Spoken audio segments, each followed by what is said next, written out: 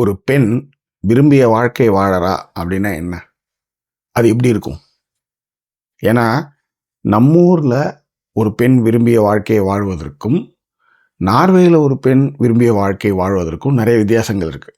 நான் உலக திரைப்படங்களை தொடர்ந்து நீங்கள் பார்க்கணுன்னு சொல்கிறதுக்கு, நம்ம வாழற வாழ்க்கை தான் ரொம்ப சிறப்பான வாழ்க்கைன்னு நம்ம நினச்சிட்டு இருப்போம் இல்லையா? அது அப்படி இல்லை.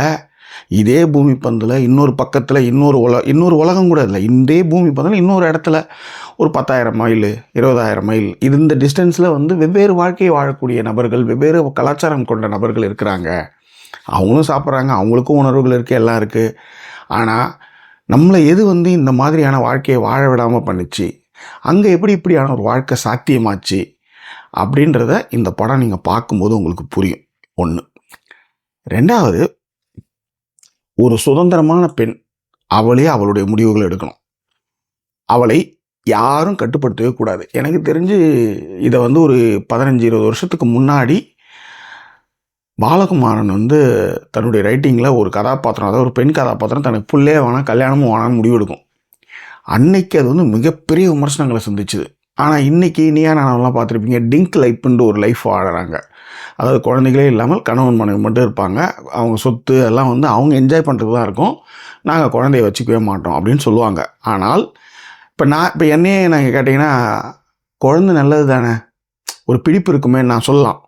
ஆனால் அது அவங்களுடைய பர்சனல் சாய்ஸ், அதுதான் உண்மை.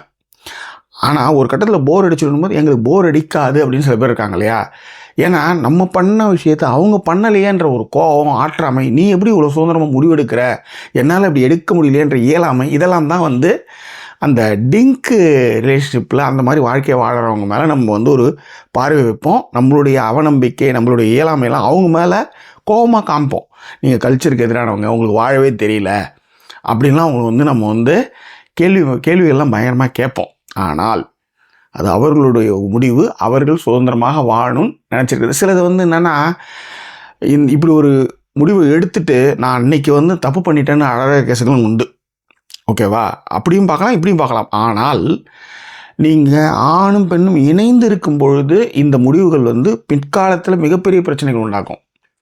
ஒரு சண்டை ஒன்று வருதுன்னா அந்த சண்டையை உங்களால் சரிசமமாக பண்ண முடியாது. அந்த மாதிரி நிறைய விஷயங்கள் பேசிட்டு போகலாம், இது ஒரு வேறு டாபிக். பட் இந்த படம் த worst person in the world 2021 வெளியான, நார்வேயில் வெளியான திரைப்படத்தினுடைய கதை என்னென்னா, ஜூலியான்ற ஒரு 30 வயது இளம்பெண், அவள் வாழ்க்கையில் நடக்கிற சுவாரஸ்யங்கள் தான் இந்த திரைப்படத்துடைய கதை.